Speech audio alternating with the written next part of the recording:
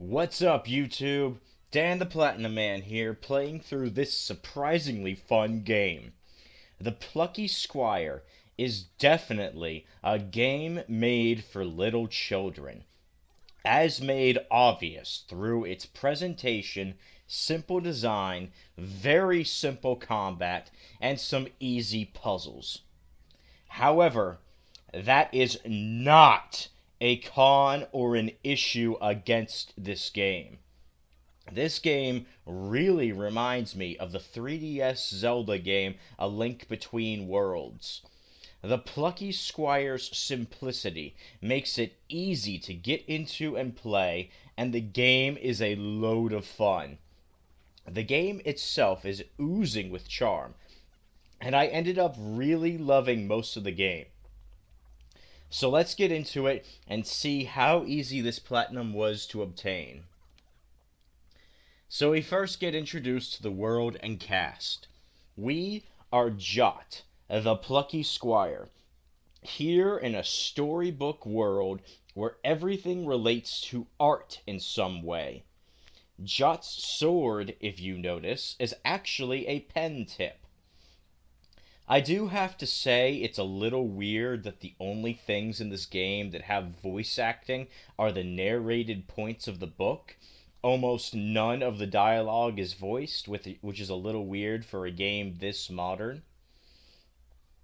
We meet the wizard Moonbeard, go on a short adventure that introduces our typical exploration, coupled with 2D segments similar to prior Zelda games, and take down the tutorial boss via a minigame, boxing the honey badger. How is Jot more buff than Little Mac? We also meet our friends, Violet the Witch, and Thrash, the heavy metal mountain troll. We then see the typical story play out, with the evil wizard Humgrump up to his usual tricks. So we continue on our way to stop the evil wizard. The game has two collectibles, art scrolls and glitch birds. Art scrolls show concept art for the game. Glitch birds just have a joke or two attached. Both are needed to be collected for trophies, and keep an eye out for the glitch birds as their trophy is known to be glitchy.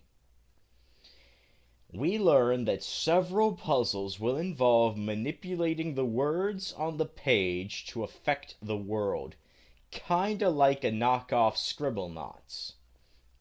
I also had an annoying glitch where I got stuck facing left and couldn't progress, so I had to restart. So we confront Humgrump and discover that he has obtained meta powers. He has become aware of the fact that the Plucky Squire is just a children's storybook, and the story dictates that Jot always wins while Humgrump always loses. So Humgrump starts to use his powers to break Jot's fourth wall and throws Jot out of the book itself. That's right, the cute 3D high-def desk that we see as a border is the location of the book in the real world. Jot is now in 3D and has to figure out how to get back into his book and stop Humgrump from destroying the story. So we explore the desk, making sure to test the world's boundaries and see if we can jump off of the desk. Which, to my surprise, we can. We meet Paige, the bookworm, who tells us that the book series of the Plucky Squire is very important to inspire the child Sam to become a successful author in the future. We are currently in Sam's room on Sam's desk. We then need to sneak past the hardest enemies in the game, the shiny desk beetles. We can then get our new tool that lets us turn the pages of the book to solve puzzles. We jump back into the book and have to proceed to try and stop Humgrump from destroying everyone and everything. So we head through the swamp to take a shortcut to the capital of Ardia. We use our new meta ability to hop out of the book to reach areas we normally couldn't, and proceed through the nasty swamp. During a longer puzzle section, I also thought it would be funny to make this poor frog huge, as he looks so sad being tiny. And lo and behold, that was another trophy action. We also learn that we can bring keywords between pages if we carry them, or can hop out of the book via the portals. Then we need to help a fish out by grabbing him and chucking him back in the water. I do quit out so that I can catch him first try for a trophy here. Poor fish guy is just trying to find his wife. I hope he finds her. In the next area, I also make a bridge huge to make it easier to cross. And bam! Another trophy. Then, once we get to a place that would be a perfect area for a boss fight, we need to take a detour to the real world to try and get another tool to use. This time, when we get out into the real world, we see that Sam has redone his desk again and have a new dungeon-like area to traverse. We need to make our way up to the lone card from Magic the Gathering to see if we can borrow the bow from the elven warrior within. So, we fight and jump our way up to the card, and when we try to borrow the bow, the elf bitch has the nerve to attack us. So we have a bit of a turn-based RPG battle, and when Paige helps us out, we can finally bring the elf down to negotiate and get her to loan us the bow. So we clear the first bug den out in a funny shooting minigame. And then, after some more puzzles, we get to the next area with a boss. I guess it wouldn't be a game in this style without a centipede-like bug enemy that you attack at the end to make it blow up. This area then ends with us blasting the bug boss with our bow. Once he goes down, the bow returns to the elf bitch. And hey, the eloquent fish found his wife. Now we finally made it to the capital, Artia. This whole town is populated with characters based on famous real-life artists and works of art. So the entire area is a kind of meta-ish Easter egg. We also have to bail out to the real world in order to get our next upgrade from a dollhouse dungeon. This nets us the tilt gloves. So now when we move the pages, it will act like we are tilting the world to let us move heavy objects. The idea is cool, but the implementation is kinda lame. After meeting with the Queen, who, along with Moonbeard, has already known the truth about the world, we see that Thrash's home, Trarg Mountain, is being attacked by Humgrump and his evil army. So Violet stays to help Moonbeard and learn some more magic, while Thrash and Jot rush off to the mountain. Chapter 6 here is possibly the longest chapter in the game. It's kind of a slog to get through, but it definitely has its moments. The chapter basically starts off with us learning that Thrash has a phobia about snakes, which is understandable. And we see that Thrash has to unlock his potential as a heavy metal drummer. We then have an easy rhythm game test against Krong, which has a decent soundtrack. Then we see that Humgrump has also been using his powers to take things from other stories in order to conquer the Plucky Squire book. And the next puzzle area, I was experimenting a lot and turned the cave mushrooms into cheese for a trophy. When we hit the next roadblock and we have to go to the desk again, this time Sam has the desk set up with a bit of a space theme. we get a jetpack to use, so this level can be fun with the extreme vertical challenges. Don't forget to jump in the cups and get to the top of the star projector. We also have a bit of a shoot 'em up minigame too. Once we beat the shmup section, we get the stop stamp, another item that is neat in theory, but really only has a handful of use cases to stop certain set pieces from moving. Then it comes time for Thrash to man up and take down the Mega Eagle. Once again, we get a rhythm game with a nice soundtrack. After we take the eagle down, we see Moonbeard and Violet getting philosophical, chatting about whether their world is real or not. We pick up some weed killer from them, and then get stopped by the mountain's defense system. During this puzzle section, I wanted to turn the pillars to cheese, and this was apparently another trophy. Once we get past the defense system, we see the cute little rock bunnies who are just freaking adorable. And then we have to fight a boss, a weird machine that is more of a puzzle. It's not very hard to take down, though. We can then rescue all the other trolls and go to the beach. The gimmick for this level is Toomba, a flamingo, which is a bird that looks straight out of Mario, that can help dig in the sand to solve this area's puzzles. I almost feel bad for the grunt that got stuck on the hot air balloon.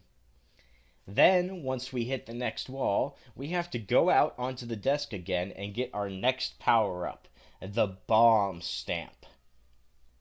This time, the whole desk is dinosaur-themed. Thank Moonbeard that Sam prefers dinosaurs to trains. So we scale the volcano, fighting and dodging dinos, and just before we can get our power-up, we meet a weirdo named Time Tim. After meeting Tim, we can pick up the bomb stamp, a new stamp that when we're out of the book can let us place a single bomb into said book at a time. Yet another power-up that doesn't do us much good. But hey, Time Tim seems kinda cool. And shortly after this, I managed to get all of the purchasable upgrades, so Jot is at maximum power! At the end of the level, we see that our heroes are too late, and the army is marching towards Ardia, ready to decimate the capital. So we head off to the second-to-last chapter. Ardia is under attack and the town is in shambles, overflowing with enemies. And now it's finally time for Violet to have her moment. In a knockoff of Peggle against a mage. And I'm not sure if my game glitched here, or if you're only allowed to shoot the balls straight ahead, because I couldn't curve the shots or angle them, which was weird for a Peggle knockoff. And once this mage goes down, we can see that Moonbeard has confronted Humgrump, who is actually Moonbeard's brother? And Humgrump manages to disintegrate Moonbeard? I mean, fuck! We see Moonbeard's soul exit the pages. And of course, everyone gets disarmed and captured. It seems like Humgrump has won. The book and story cater to him. The Mojam crew is locked in the dungeon, disarmed. All of the color and magic is leaving the story and world. And of course, the book gets banished to the worst part of Sam's room. The top shelf, out of reach of all children. Curse you, top shelf! Things look terrible and bleak. And to make matters worse, Humgrump is using his meta powers to try and take over the real world too. The only hope left is Moonbeard's helper, the mouse named Pip, who hasn't been captured yet. And wouldn't you know it, Pip manages to bust us out. And in this area, we gotta do a rhythm stealth game with the mouse. Yeah, I never thought I'd say that either. Rhythm stealth. After we rescue Violet, we gotta see if we can get some gear back from the real world. And poor Sam, his room looks so dreary now. So we sneak past the soldiers and beetles until we get all of our equipment back. Now we can finally take revenge on those beetles. Once back in the book, we make sure to destroy the Humgrump statue for a trophy. We can then liberate Thrash, and the Mojam crew is all back together. Pip does the last few sneaking sections. We do some more puzzles and combat. We make fun of Humgrump's terrible poetry. Young Humgrump fancied himself as a poet. Oh, butterfly, why do you fly? Nothing but a butterfly. Flitter, butter, butter. Butter, flitter, butter, flew?